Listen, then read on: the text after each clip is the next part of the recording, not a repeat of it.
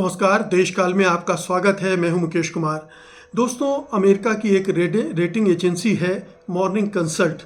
उसने एक सर्वे जारी किया है और उस सर्वे के ज़रिए उसने दुनिया भर के जो नेता हैं उनकी एक रेटिंग बताई है और उस रेटिंग में प्रधानमंत्री नरेंद्र मोदी सबसे आगे हैं, सबसे अव्वल हैं। उनकी रेटिंग 75% है, यानी केवल 25% लोग जो हैं उनको नहीं मानते हैं कि वो विश्व नेता नहीं है। अब आप इससे जाहिर है कि बीजेपी बहुत खुश है, संघ परिवार खुश है, मोदी जी के समर्थक बहुत खुश हैं और लगातार अब दावे पे दावे किए जा रहे हैं कि मोदी जी विश्व के नेता बन चुके हैं। विश्व स्तर पर उनकी ख्याति हो गई है और उन्हें नेता मान लिया गया है दुनिया के स्तर पर। यहाँ तक कि प्रधानमंत्री के मंत्रिमंडल के सहयोगी भी प्रधानमंत्री को बधाई दे रहे हैं कि वाह, आपने तो कमाल कर दिया, दुनिया भर में झंडे गाड़ दिए। लेकिन असलियत क्या है?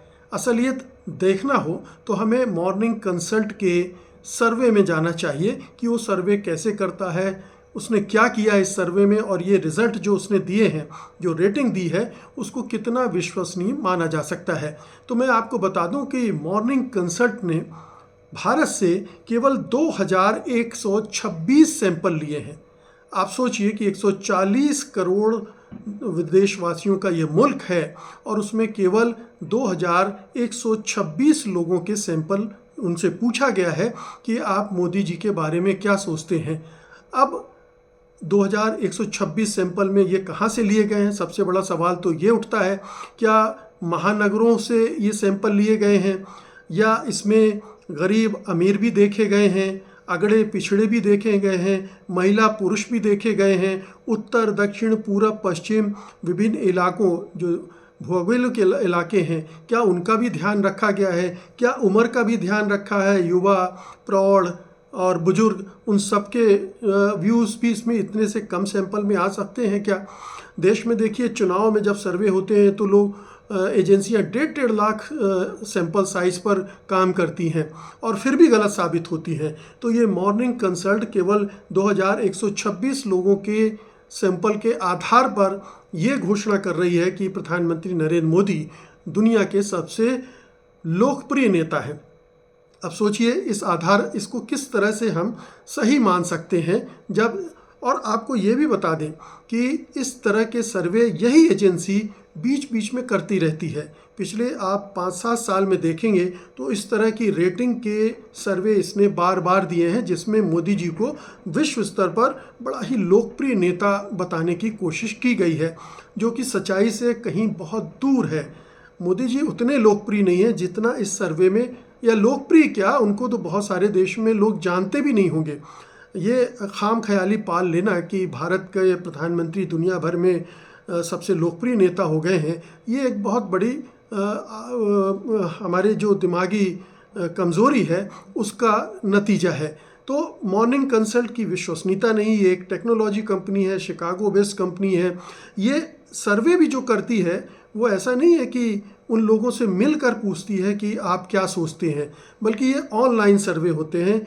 इंटरनेट के ज़रिए सवाल किए जाते होंगे या फिर फ़ोन के ज़रिए लोगों से बातचीत की जाती होगी। रैंडमली ये 2126 लोग पता नहीं उन्होंने कहाँ से चुने और उनकी राय के आधार पर ये कह दिया गया कि मोदी जी दुनिया के सर्वश्रेष्ठ लोकप्रिय सर्वाधिक लोकप्रिय नेता हैं।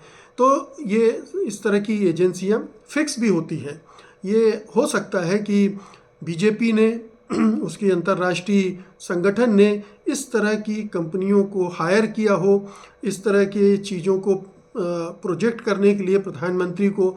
ये अंतर्राष्ट्रीय स्तर पर, राष्ट्रीय स्तर पर अक्सर इस तरह के रिसर्च सर्वे करवाए जाते हैं जो कि दरअसल एक प्रोपेगेंडा के टूल होते हैं जिनकी कोई विश्वसनीयता नहीं होती है। बस ये है कि उसका राजनीतिक इस्तेमाल कर लिया जाता है। और ये आप जानते ही हैं कि ये समय भी बहुत सही है, क्योंकि 3 राज्यों में बीजेपी जीती है तो लोगों को एकदम से यकीन भी होने लगता है कि हाँ, अगर इतनी लोकप्रिय तो देश में है तो दुनिया में भी होंगे। G20 का भी सम्मेलन तो हुआ ही था, दुनिया भर के नेता यहाँ आए हुए थे और मोदी जी उसमें अपनी ताकत का इजहार भी कर रहे थे, लोग भी मान रहे थे। तो ये जो इस तरह की एजेंसियों को बहुत ही संदेह की नज़रों से देखा जाना चाहिए। इसका एक चुनावी एजेंडा भी है। 2024 में चुनाव होने वाले हैं, उसके पहले माहौल बनाना है कि हिंदुस्तान में भी लोकप्रिय हैं, अंतर्राष्ट्रीय लोकप्रियता भी मोदी जी की परवान चढ़ रही है, वो सबसे ऊपर पहुंच गए हैं। तो मतदाताओं को प्रभावित करने की एक बड़ी कोशिश है, ये एक बड़ा हथकंडा है। इसलिए इस पर ये भरोसे के लायक तो है नहीं, और साथ ही इस तरह के जितने भी सर्वे आए उन्हें बहुत सावधानी से संदेह की नज़रों से देखा जाने चाहिए, ये यकीन के काबिल नहीं है। बहुत बहुत शुक्रिया आपका, धन्यवाद।